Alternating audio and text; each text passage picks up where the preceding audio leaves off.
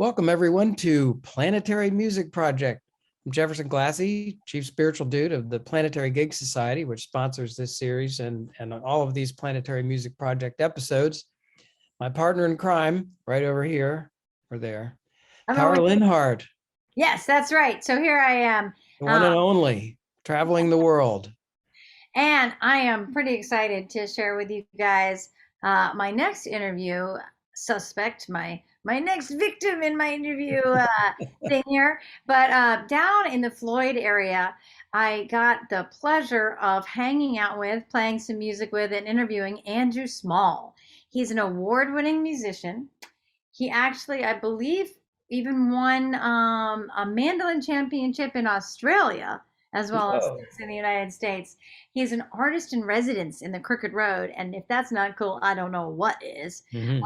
He's in a bunch of different bands, playing a bunch of different styles. So things like Bill and the Bells, which is kind of like an old string band, sort of almost jazzy thing, to some old time. He's got a band with his wife, who's Australian and also living down in Floyd. So he's really got so much to offer and so many great insights, so much interesting history. So you definitely want to check out this upcoming interview.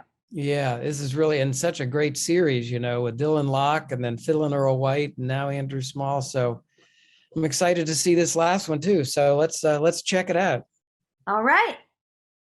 How can I stand up to my friends and look them in the eye? Admit to questions that I know will be nothing but lies.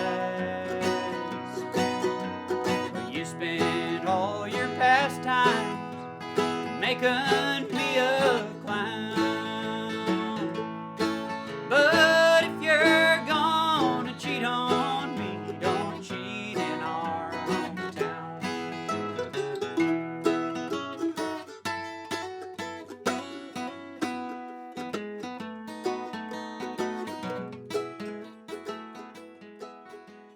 So I'm Tara Linhardt, and I'm here with a Planetary Music Project, and I'm excited to say we're here in Floyd, Virginia. And why don't you introduce yourself to the fine folks out there and out here. there land? All right. Well, hey, I'm Andrew Small. I live here in Floyd County, Virginia, just outside of the town lines here, and I play a lot of music here. I'm currently the artist in residence for the Crooked Road. And I have the proof right here. Yeah. Looks a lot like the guy, doesn't it? Proof Crooked is in the Road, paper, yep. Named Artist in Residence. Yeah, that's my barn outside there. So, yeah, I work with the Crooked Road a bit to, I'm on the Musicians Advisory Board there too, and help them with different initiatives to serve musicians and venues around the region. And I show up on behalf of the Crooked Road and serve as sort of a musical and cultural ambassador around for heritage music.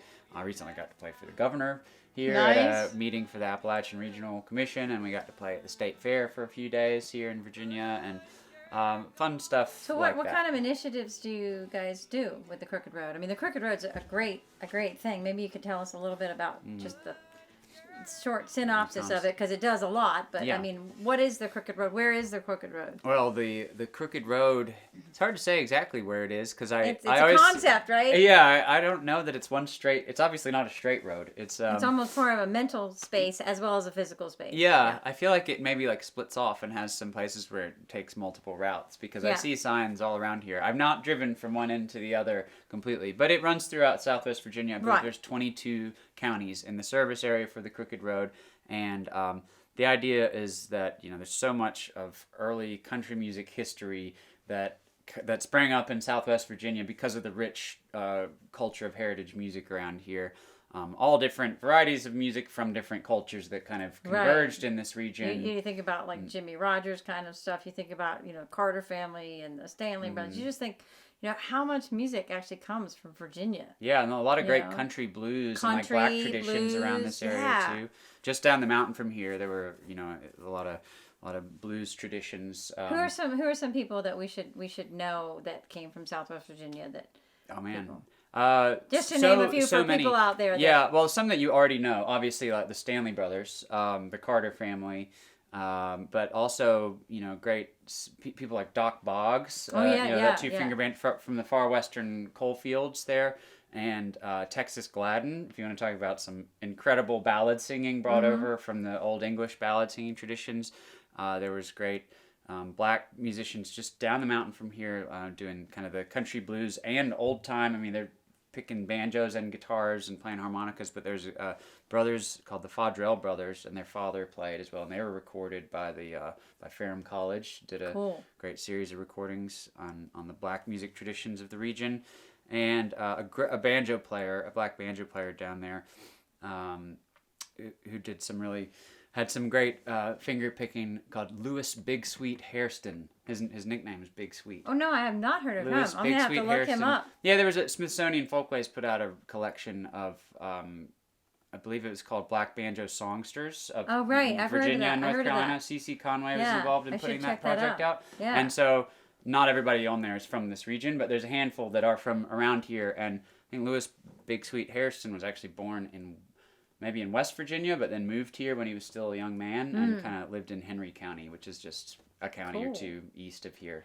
So that might be a good segue to you've moved here, and I know I talked to a number of other people over the years and just today that have moved to Floyd area or moved to the Southwest Virginia area for the music. Do you want to say a little bit what draws people here? Well, I think for me and for people who love this kind of music, I mean, old time music. Old time is such a broad term, and there's great old time music all over the United States and all over the world. I mean, in different places. But the kind of old time music, the kind of traditional music that sprang up in this region, there's still a really strong living tradition of this music. It's not a relic, and I think that's something that's really was really intriguing to me. I started coming to this region years before I moved here because of the Fiddlers Conventions, and there's still so many conventions here, right? I mean, we all know about Galax, that's the big one, the big famous one, but then you got all the little small like county Fiddlers Conventions where they've just got enough people coming to keep it happening, run by volunteer fire departments and that kind of things, but those are often the best ones because you get this really intimate experience. I remember when I first started going to Fiddlers Conventions, and for me it was a huge calling. I was like, oh, this is the coolest, funnest thing. Oh, yeah. But you would actually have people that were literally meeting up every weekend. It was like, so I'll see you at Freeze. I'll see you at Triple Creek. Are you going to Maury River? What do you, and you may take 2 or 3 weeks. But what was kind of fun is, and at the time I was kind of more than not living at them. But that, you'd have these people from sometimes all over the country, all over the world, or different parts of Virginia, North Carolina. But it was like you became a family pretty quickly. Within a few days, and then definitely after a few conventions, it's like, oh, cousin so-and-so, we're all an extended family. And I think that's one of the beautiful things about this music, is when you get to, tell me what you think, like with the traditional music, whether it's bluegrass or old time or string music with the acoustic, we're sitting in a circle, or it just calls people to become friends. I mean, what do you see in terms of like fellowship and community building? Well, with this style of music in general. Yeah, well, I think that goes back to what I'm talking about with Fiddlers Conventions, and what brought us to this region is that like it's alive here, and it's alive because it's a community style of music that's doesn't survive based on some an economy of like what's popular at the time and that sort of thing. I mean, bluegrass, I think, has become a traditional music style over the years as it's become something that people just get together and jam on. So I think bluegrass sort of ties into that in this region as like part of the traditional musics that bring people together. But there's definitely, being old time dance music, being a really functional music, it was always intended not as performance, but as a way to pass the time, as a way for people to come together and gather after a long day at work, to unwind, just to like share some tunes and some stories. I mean, really, when we get together with friends here, we spend more time sitting around talking than we do playing. We might hang out for 3 hours and play 5 tunes, but we sat there with our instruments the whole time. With your instruments on, like how we're doing now. Yeah, because that's what it's about. It's not like nobody gets to the end and thinks, oh, too bad we didn't take advantage of that time to play more tunes. It's like, we get here, we're happy if we play 1 tune. I don't care if we play 5 or 10 tunes, and I don't really care what tunes we play, to be honest. So, we could play the same tune 5 times, but it's just that like you have this sort of, it's just a way to kind of frame a social gathering here. You have a party, let's have some music, and then the folks will come dance. This is a region where you still have a lot of folks, especially in the older generations, who they may not play the music, they may have never played the music, and they might not even know the terminology about old time music. You know, for them it's just music and something they grew up around, and they dance and all that. But they might know the names. You know, they might know some tunes even though they don't play. They might say, "Why don't y'all play Sally Ann or play Sugar Hill?" Or Right, and they love dancing to it. They're like, "Oh, I love dancing to that Fork of Deer. Do that one. Ragtime Annie or something. Like they have yeah. their favorite tunes just because they know the music. They've been around it their whole lives, but they don't play. It's just something that exists around here, and it's sustained because it's a communal music style, not Right. because there's I have money found keeping it. too, I've lived in some different places in the world, and sometimes even in different parts of the country, of the U.S., where people think of the old style music, old time or bluegrass, and I've actually had people say, well, it's not a dance music because they're used to like rave music or hip hop or something. And I say, no, it is a dance music. It's the original in rave. Virginia. In Virginia, you know, I've loved, you know, and even at some of those fiddlers conventions, you can see at Maury River or different places, everybody just descends on the dance floor, and some people are just wearing sneakers or cowboy boots, or they're wearing actual flat-footing shoes. Maybe they have jingle taps, maybe they have single taps, but it's just they descend on the dance floor and to just get it, you know. And I love the old and the young and different people that didn't look like they would have awesome moves sometimes. And sometimes you're shocked. You're like, wow, Well, yeah. oh, who knew, you know? And people get inventive too. If they don't have the balance to do fancy footwork anymore, there's some regulars here who've got some great hand moves. Now, like they kind of just shift their weight, but like you got some real improv stuff that people like. They have their signature moves that, you know, other people come to one dance and they're not familiar with the local crowd and be like, I saw that one guy up there doing that thing with his hands. We're like, oh yeah, that's so and so. Yeah, Bob. He's Bob at every dance. that, He's yeah. always there. Yeah. You can count on him. I mean, and that's the thing too, is you get to know the dancers. You know the regular folks who are always out, and it's a great, you know, they're so supportive of music. I think one of the things that I found even with a lot of my students is that pulls them into the traditional music scene, and even actually some of my friends who are fans, even up in New York City, they've discovered these old style musics of old time and bluegrass, and they found that even as a fan, eventually people know their name. They want to know their name. You know, whether you're a picker or you're a dancer, it's like it becomes like, so what is your name? I saw you the last 2 weeks. Oh, yeah. And then next thing you know, you're invited to the barbecue. And you're told about the extra party that there's going to be. And there's going to be good shows or good jamming. And I think that, you know, I have one friend who's a music fan. He doesn't play, but he was going to rock shows and no one cared that he was there. He started going to old time and bluegrass shows and everybody's like, hey, David. Oh yeah, there's no barrier between the stage and the audience here. I mean, you see who's out there and you get to know them if you live in an area for a while. Yeah. And there are some dancers who just go to their local dances, but there's some people who will follow their favorite dance bands to any venue within a 3-hour drive. They will drive 3 hours just to go to a Friday night dance, and they'll spend the night and go home. That's great. And they'll come down to picking parties when we're down in Franklin County. They'll show up down there and dance, and if we go play the Carter Fold, you'll see them out there. So, like, really, if their favorite band's playing, they're not going to miss an opportunity to dance. So my next question is about education. So how have you noticed, how has traditionally the music been taught from person to person or generation to generation, and how has that evolved, or how is you seeing that, has it changed, or is it changing now? Well, I guess I can make assumptions about how it used to be taught, but I know how it is taught currently. But I think, you know, traditionally it would have been passed down to, you know, family members and you know, just from one older generation to the younger generation by whoever was interested. Obviously, I think that started, you know, younger generations started losing interest after the advent of the radio and rock and roll especially, and that kind of thing. And so that, I think, put traditional music in a tough spot. Luckily, at the same time, things were being recorded and preserved by like the Library of Congress and that sort of thing. But I think that one of the things that really preserve this music in this region was the Fiddlers Conventions. The fact that those have been going on since the 1930s and were a regular, dependable place where the community could come back together and like get that, you know, jolt of excitement and, you know, remember that this is our culture. I mean, and that I say that with like a loose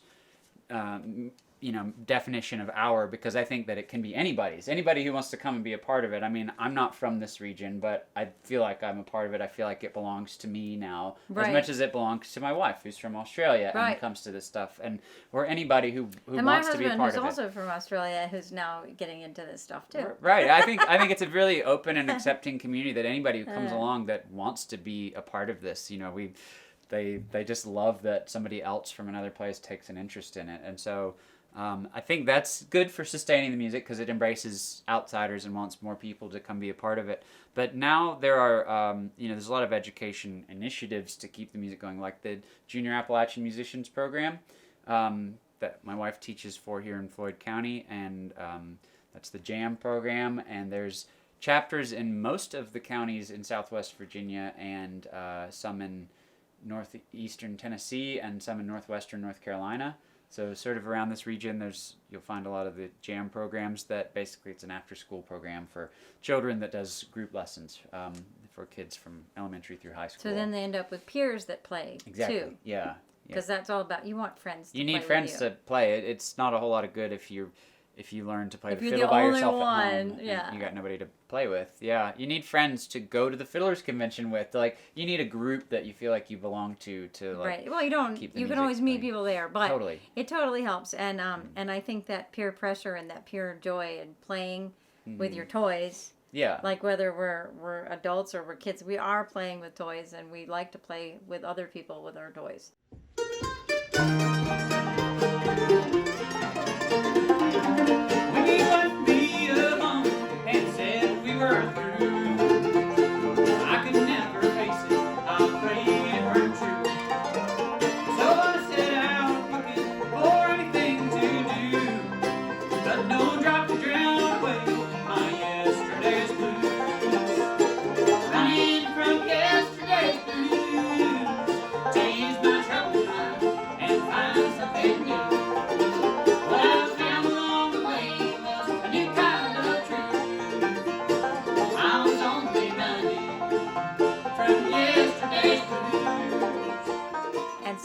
Kids that I've seen that came out of those junior Appalachian musician kids are now touring, and they're professionals, and they're sounding good. The Wildmans. Right. I mean, plenty of people from this area and all around. Yeah, I can think of many examples of and kids who are professional. There's not now. like any particular boundary, I think, too, which is, I think, amazing about the traditional music, musics of this region, is that it's really not ageist, or if you're from North Carolina, or if you're 80, or if you're 8, and I found some of the kids love that. The fact that all that really matters is, can you play the tune well? Mm-hmm. And you're an equal during the song.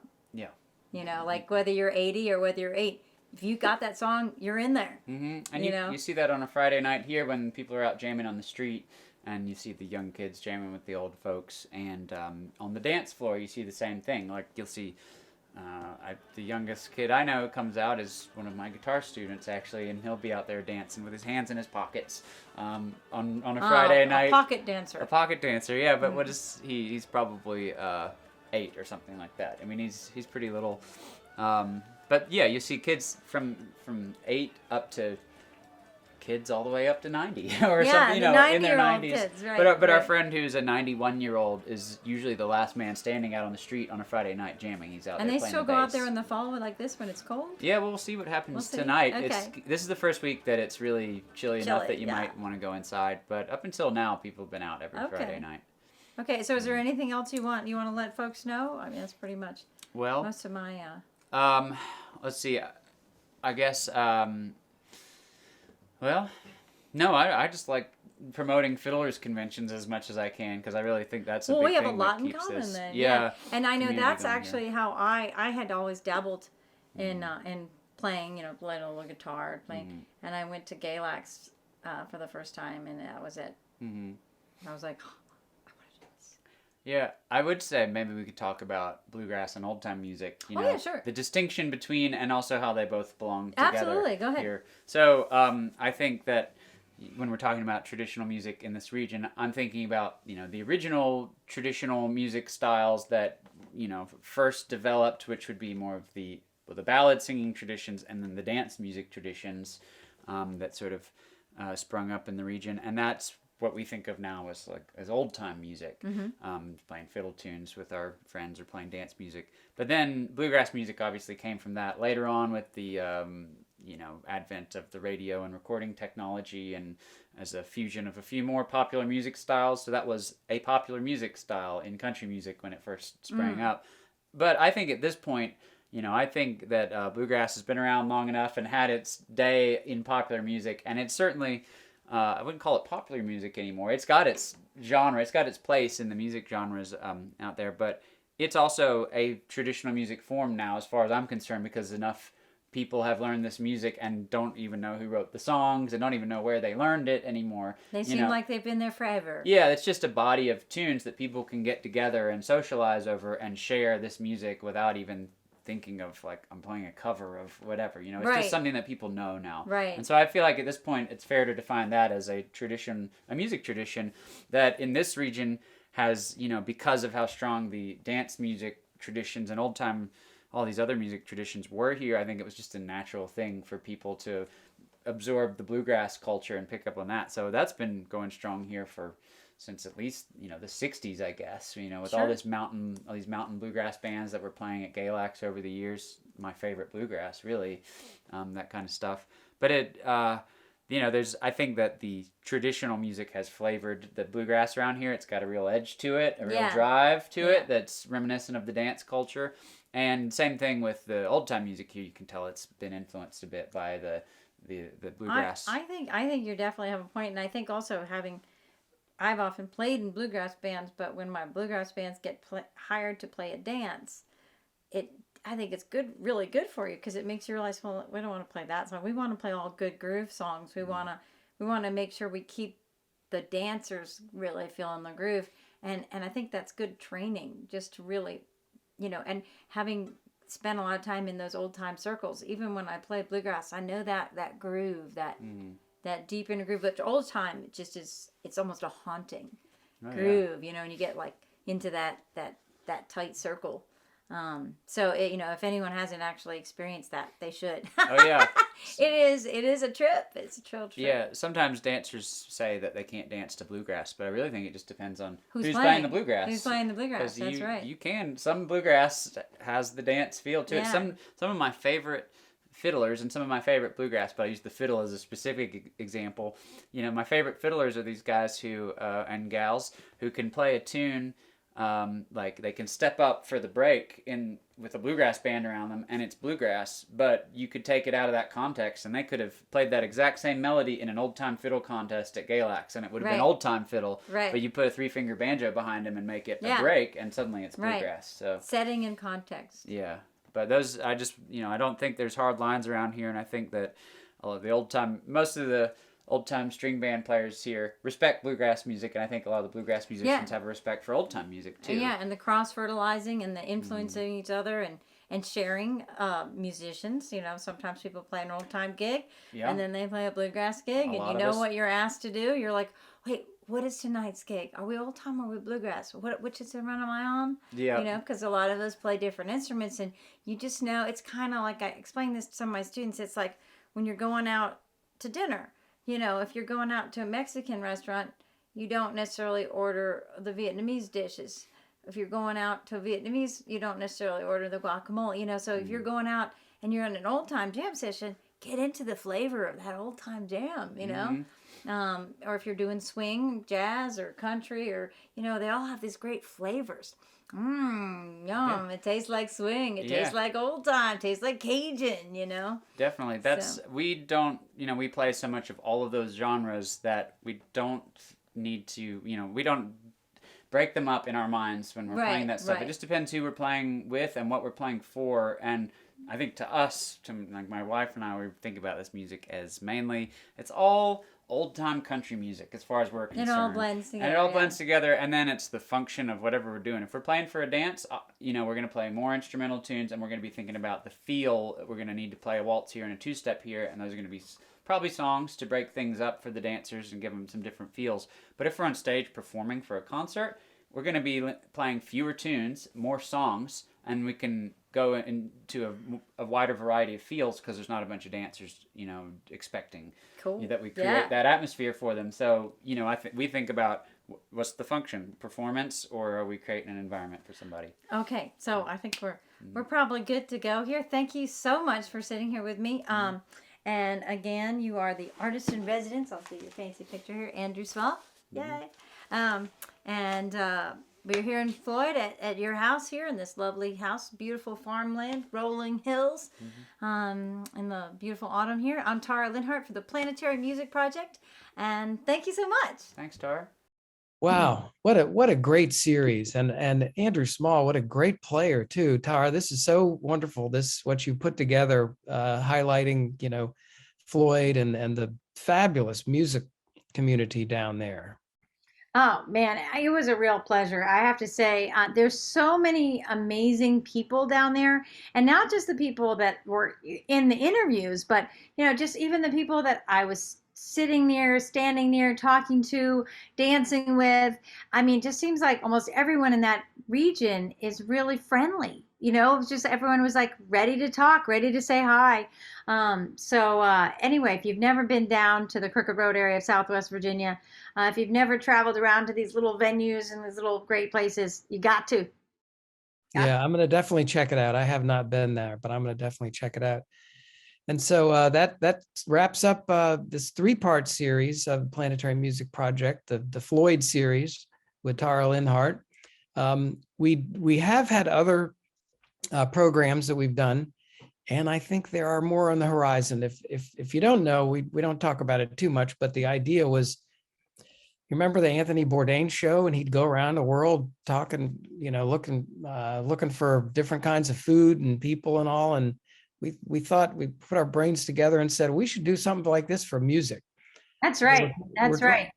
We're and then trying get a little taste, right? I mean, actually thinking about it logically, it's easier to share a taste of music with people on the other side of a video lens than it is a taste of food. I mean, I watch, you could watch them eat it and you're like, I wonder, does that look spicy? Yeah, right. But you can hear the music. Yeah. So, we're going to keep doing this because, and hopefully more people will do it. I think one of the things we want to do is encourage other folks to travel around, go visit some musical communities, take some video, do some interviews. That's what we're going to do. Do you have any plans for where you're going to go next, or what other places you might do one of these? We're just going to have to stay tuned and subscribe and just put in that YouTube search and see where we go. So stay tuned. Stay tuned. All right, everybody. Thanks very much for watching. Appreciate it. Namaste. Namaste.